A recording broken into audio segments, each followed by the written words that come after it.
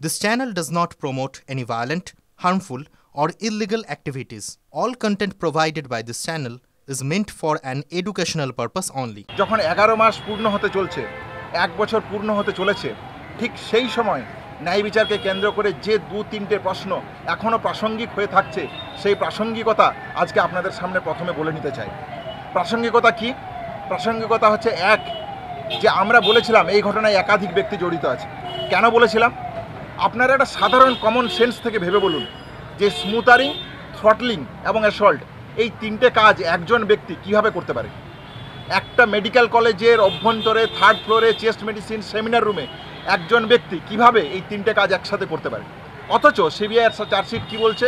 না, একজন ব্যক্তি জড়িত, অভিযুক্ত সঞ্জয় রায়, তাকে শিয়ালদা কোর্ট থেকে সাজা শোনানো হয়েছে। তাহলে আমরা মনে করি এই ঘটনায় একাধিক ব্যক্তি জড়িত, তাই আমরা ন্যায় বিচার এখনও পাইনি। দ্বিতীয়ত কি, যে সাপ্লিমেন্টারি চার্জশিটের প্রশ্ন প্রাইমারি চার্জশিটে সিবিআই যেখানে পরিষ্কারভাবে তারা লিখছে যে তারা সাপ্লিমেন্টারি চার্জশিট দেবে। কেন দেবে সাপ্লিমেন্টারি চার্জশিট?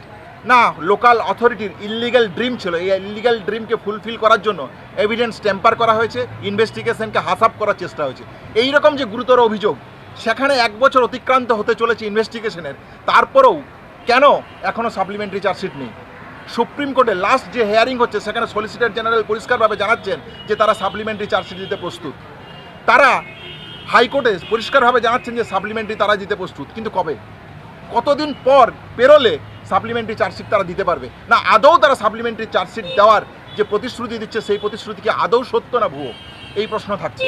তাহলে এই যাবতীয় যে প্রশ্নগুলো আছে এখনও ন্যায় বিচারের ঘটনাকে কেন্দ্র করে, এবং এর পাশাপাশি আমরা যে সামগ্রিক দাবি তুলেছিলাম যে দ্বিতীয় অভয়া যাতে না হয়, আমরা কেন বলেছিলাম দ্বিতীয় অভয়া যাতে না হয়, আমরা কেন এই দাবি রেখেছিলাম, সেই প্রাসঙ্গিকতা আজ পশ্চিমবাংলার প্রত্যেকটা মেডিকেল কলেজ, জেনারেল কলেজের অভ্যন্তরে।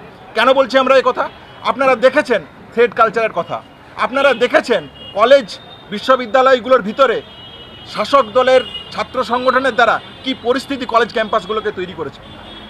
মহামান্য আদালত থেকে পরিষ্কারভাবে তাদেরকে বলা হচ্ছে যে এই শাসক দল আশ্রিত যে ইউনিয়ন রুমগুলো আছে সেই ইউনিয়ন রুমগুলোকে বন্ধ করে দেওয়া হোক। কলেজে কলেজে ছাত্র সংসদ নির্বাচন বন্ধ হয়ে গেছে। তাহলে এই যে সামগ্রিক পরিস্থিতি, যে পরিস্থিতি থ্রেড কালচারকে একটা জায়গায় জন্ম দিচ্ছে, সৃষ্টি করছে, এবং এই ধরনের ঘটনার সামগ্রিক যে ভিত্তি, সেই ভিত্তি হচ্ছে এই কলেজ ক্যাম্পাসগুলো। সেই জন্য আমরা দাবি তুলেছিলাম যে কলেজ ক্যাম্পাসগুলোতে গণতান্ত্রিক পরিবেশ থাকা প্রয়োজন। আজকে কসবা ল কলেজের ঘটনাকে কেন্দ্র করে যে প্রাসঙ্গিকতা সামনে এসছে, যে গভর্নিং বডি কেন থাকবে, আমরা বলেছিলাম যে রোগী কল্যাণ সমিতির চেয়ারম্যান বা পার্সোনাল জায়গা যেটা হবে সেটা হচ্ছে কলেজের প্রিন্সিপাল, এমএসবিপি থাকবেন। কেন বাইরে রাজনৈতিক হস্তক্ষেপ এই কলেজগুলোর অভ্যন্তরে থাকবে? কিছুটা মানা হচ্ছে, কিছুটা কাজ কলেজ, মেডিকেল কলেজের অভ্যন্তরে সামগ্রিকভাবে যে চিত্র থাকা প্রয়োজন সেই চিত্র আমরা দেখতে পাচ্ছি না।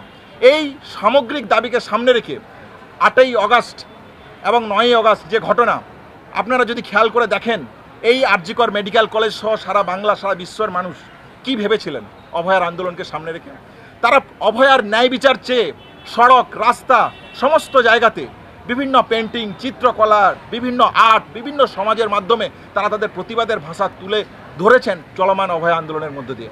আমরা সেই স্মৃতিকেই, সেই যে যন্ত্রণার রাত 9ই অগাস্ট, যে 8 থেকে 9ই অগাস্ট অভ্যন্তরে যখন আরজিকর মেডিকেল কলেজের অভ্যন্তরে এই ঘটনা ঘটছে, আমরা মনে করি কোনো নাগরিক সমাজের পক্ষে এই অসহনীয়, অমানবিক জায়গা মেনে নেওয়া সম্ভব নয়। সেই জায়গা থেকে আমরা 8ই অগাস্টের রাত এবং 9ই অগাস্টের সারাদিন, মানে 12টার পর থেকে সারাদিন অবধি আমরা সামগ্রিক কর্মসূচি রাখার প্রস্তাব রাখছি। মশাল মিছিলের মাধ্যমে আমরা আমাদের কর্মসূচি শুরু করছি। 8ই অগাস্টের এই যে অভাবনীয়, অসহনীয় যে রাত, অমানবিক যে রাত, সেই রাতকে, সেই রাতের স্মৃতিকে আপনারা ফিরিয়ে আনুন। যে প্রতিবাদের ভাষা আমরা কলকাতা শহর সহ সারা বিশ্বের বাংলার দুয়ারে দুয়ারে আমরা যে প্রতিবাদের ভাষা আপনারা তুলে ধরেছিলেন, নাগরিক সমাজ তুলে ধরেছিল, সেই ধ্বনি সমস্ত কলকাতার শহরে, রাস্তায়, পথেঘাটে বিভিন্ন সময় সরকার মুছে দিতে চেয়েছে, রাজ্য প্রশাসন মুছে দিতে চেয়েছে। সেই স্মৃতিকে ফিরিয়ে আনুন যে সমস্ত কলেজ ক্যাম্পাসগুলো যাতে একটা গণতান্ত্রিক, আপাত গণতান্ত্রিক পরিবেশের বজায় আমরা রক্ষা করতে পারি। সেই জায়গা থেকে আমাদের 2টি কর্মসূচির কথা আমরা ঘোষণা করতে চাই। 8 তারিখ মশাল মিছিল মাধ্যমে কলেজ স্কোয়ার থেকে আমাদের প্রতিবাদী মিছিলের মাধ্যমে আমরা শুরু করছি। 8 এবং 9 তারিখ যে অমানবিক জায়গা, যে অসহনীয় জায়গা, যে সময় অভয়াকে একটা নারকীয় অত্যাচারের মধ্য দিয়ে পেরোতে হয়েছিল, সেই সময় আমরা নাগরিকরা কীভাবে চুপ থাকতে পারি, কীভাবে বাড়িতে বসে থাকতে পারি?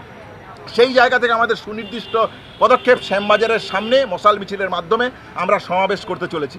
এই সমাবেশে সমস্ত মেডিকেল কলেজের শিক্ষক, শিক্ষিকা, টিচার, স্বাস্থ্যকর্মী, অস্থায়ী কর্মী, স্থায়ী কর্মী যারা আছেন, সংবাদ মাধ্যমের থেকে শুরু করে সমস্ত নাগরিক সমাজ, সিনিয়র চিকিৎসক, জুনিয়র চিকিৎসক সবাই আসুন, এই মিছিলে পা বাড়ান অভয়ার ন্যায় বিচারের দাবিকে সামনে রেখে। এর পাশাপাশি 9 আগস্ট বিকেল বেলা 5টা থেকে আমরা থ্রেড কালচার, সমস্ত কলেজের যে অবস্থা, সামগ্রিক যে অবস্থা, সেই থ্রেড কালচারকে কেন্দ্র করে আরজিকর মেডিকেল কলেজে ক্রাই অফ দ্য আওয়ারের সামনে, কলকাতার যে মেডিকেল কলেজগুলো আছে সেই মেডিকেল কলেজের ছাত্র ছাত্রী, শিক্ষক শিক্ষিকা, সাধারণ মানুষকে সামনে নিয়ে থ্রেড কালচারের বিরুদ্ধে যে প্রতিরোধ গড়ে তোলা যায় সেই প্রতিরোধের জায়গাকে আমরা প্রোগ্রাম নিচ্ছি। এর পাশাপাশি সমস্ত মেডিকেল কলেজ ছাড়াও বাকি যে কলেজগুলো আছে সেই কলেজের অবস্থাও আজকে কসবা ল কলেজের ঘটনাকে যদি আমরা সামনে থেকে দেখি তাহলে দিনের আলোর মতন পরিষ্কার।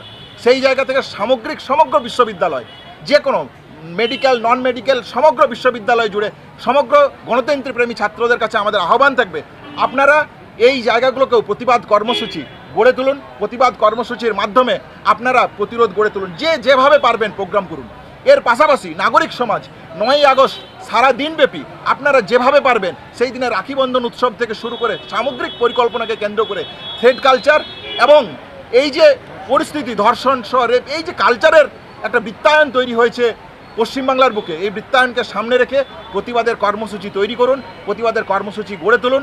9 আগস্ট সারাদিনব্যাপী বিকেল থেকে শুরু করে সমগ্র মেডিকেল কলেজের অভ্যন্তরে ওয়েস্ট বেঙ্গল জুনিয়র ডক্টরস ফ্রন্টের ডাকে কলকাতার কলেজগুলোকে সামনে রেখে ক্রাই অফ দ্য আওয়ারের সামনে কর্মসূচি, কলকাতার বাইরে পেরিফেরি মেডিকেল কলেজগুলোর সাথে যোগাযোগ করে ওয়েস্ট বেঙ্গল জুনিয়র ডক্টরস ফ্রন্টের ডাকে সামগ্রিক থ্রেড কালচার এবং কলেজে ক্যাম্পাসের গণতান্ত্রিক পরিবেশকে রক্ষা করা, অভয়ের মতন দ্বিতীয় অভয় যাতে না ঘটাতে যতটা অবধি আমরা ক্যাম্পাসকে গণতান্ত্রিক পরিকাঠামো গড়ে তুলতে পারি, এই নিয়ে সামগ্রিক কর্মসূচি আপনাদের কাছে আমরা রাখলাম।